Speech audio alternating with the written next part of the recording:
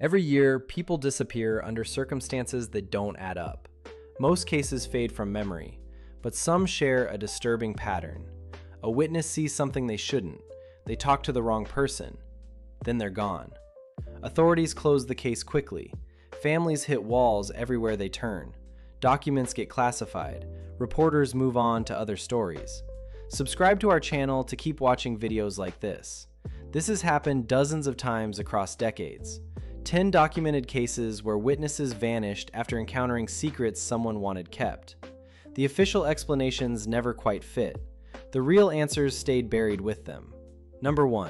In 1947, a mechanic named James Forrestal worked at a small airfield in New Mexico. He wasn't supposed to be there that night, but he saw military trucks hauling covered wreckage across the tarmac. 2 weeks later, Forrestal told a friend he had photographs. 3 days after that, he was gone. His apartment showed no signs of struggle. His car sat untouched in the garage. The official report called it a voluntary disappearance. His family searched for 40 years. They found nothing. The photographs were never recovered. Number 2. Karen Soakwood worked at a plutonium processing plant in Oklahoma. In 1974, she discovered documents showing the company had falsified safety reports. Workers were being exposed to dangerous levels of radiation. She gathered evidence and planned to meet a New York Times reporter on November 13th. She never arrived. Her car was found crashed into a culvert 7 miles from the meeting point. Police ruled it an accident. Here's the part most people don't know. The documents she was carrying vanished from the wreck. An independent investigator later found evidence her car had been forced off the road. The case was closed anyway. Number 3. Danny Casolaro was a journalist investigating what he called the Octopus, a network connecting government agencies to illegal arms deals. In August 1991, he told friends he was about to crack the story wide open. He traveled to West Virginia to meet a source.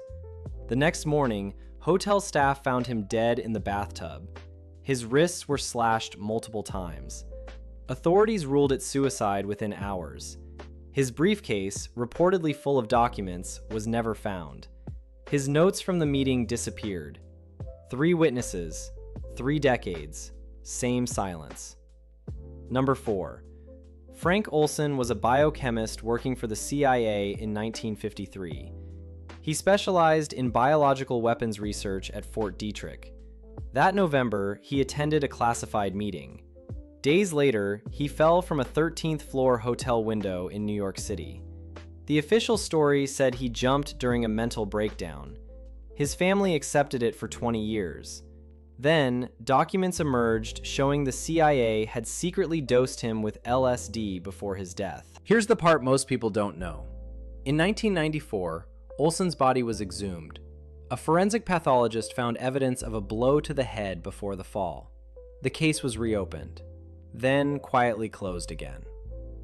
Number 5. Dorothy Kilgallen was one of the most famous journalists in America. In 1965, she was investigating the Kennedy assassination. She had secured an exclusive interview with Jack Ruby, the man who killed Lee Harvey Oswald. She told friends she was about to break the case wide open. On November 8th, she was found dead in her townhouse. The cause was listed as a drug and alcohol overdose. Her interview notes with Ruby were never found. The draft of her book disappeared from her home. Friends said she rarely drank and never mixed pills. The medical examiner's report contained inconsistencies that were never explained. Number 6. Gary Webb was a Pulitzer Prize-winning journalist who exposed CIA connections to cocaine trafficking in 1996. His Dark Alliance series linked the crack epidemic to agency-funded operations in Central America. The story was explosive. Major newspapers attacked his credibility, his editors withdrew support. Webb was eventually pushed out of journalism. In December 2004, he was found dead with 2 gunshot wounds to the head. The coroner ruled it suicide. 2 shots to the head. That determination stood without further investigation. Gene, from his own newspaper, called the ruling absurd. Convenient timing. These 6 cases span half a century. Different witnesses, different secrets, different cities. The pattern stays the same. Someone sees something powerful people want hidden. They try to speak, then they're gone. The investigations close quickly. The evidence vanishes. The questions stop being asked. And the official explanations ask you to believe in coincidence after coincidence after coincidence. Number 7. Philip Marshall was a former airline pilot and author who wrote books about government involvement in drug trafficking. In 2013, he was working on a new book about September 11th.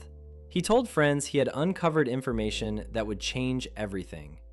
On February 2nd, authorities found him dead in his California home alongside his 2 teenage children. Police called it a murder-suicide. Case closed within days. Here's the part most people don't know. Neighbors reported seeing an unfamiliar car outside his house the night before. His computer and manuscript files were never recovered. The investigation never explored alternative theories. Number 8. Serena Shim was an American journalist working for Press TV in Turkey. In October 2014, she reported that Turkish intelligence was smuggling foreign fighters into Syria using vehicles marked as humanitarian aid. 2 days after her broadcast, she told colleagues she had been threatened by Turkish intelligence officers. They called her a spy.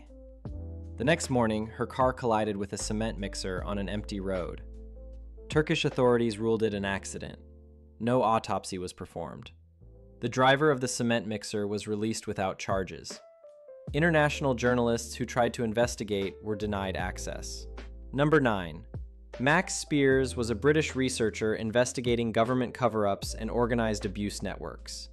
In July 2016, he traveled to Poland for a conference. Before leaving, he texted his mother 2 words that would haunt her. "If anything happens to me, investigate." Days later, he was found dead on a sofa in Warsaw. Polish authorities initially said natural causes, no autopsy for weeks. When one finally happened, the results were inconclusive. His laptop was returned to his family, wiped clean. The files he planned to present at the conference have never been found. His mother spent years demanding answers. She received none. Number 10. This case is different, not because of how it ended, but because the truth eventually surfaced. In 1971, a group of activists broke into an FBI field office in Pennsylvania. They stole documents proving the Bureau had been illegally surveilling American citizens for decades. The program was called COINTELPRO. For 43 years, the FBI hunted for the people who exposed them. Witnesses who might have known something faced relentless pressure. Some moved. Some changed names. Some simply stopped talking. Then, in 2014, the surviving members came forward publicly. They had spent 4 decades in hiding, watching others take the fall, waiting for a moment when the truth might finally matter more than their silence. That's right. Sometimes witnesses survive. Sometimes they wait long enough for history to catch up. But most don't get that chance. The pattern documented across these 10 cases spans 7 decades. Researchers, journalists, military insiders, ordinary people in the wrong place. They saw things powerful institutions wanted hidden. They tried to speak, to document, to warn. Then they were gone. The investigations closed too quickly.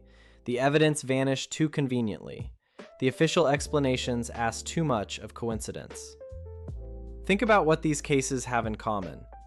Witnesses who announced they were about to reveal something. Documents that disappeared before they could be shared. Authorities who reached conclusions before completing investigations. Families who were warned to stop asking questions. Media that covered the deaths for a week, then moved on. The people who silence witnesses count on one thing. They count on the rest of us forgetting. They count on the story fading. They count on the questions stopping. But here's what they didn't count on. The internet doesn't forget. Families don't stop searching. And now you know what these witnesses knew. You've seen the pattern they saw. You understand why they were silenced. History doesn't always remember who it should, but sometimes, when enough people refuse to look away, the record corrects itself. These 10 witnesses couldn't finish telling their stories. Their voices were cut off before the truth came out. Now their stories belong to everyone who watches this. Like if you learn something, Share if you think this matters. Subscribe if you want to keep seeing what they don't want you to know. Some witnesses are still waiting to be found. Some truths are still waiting to be told.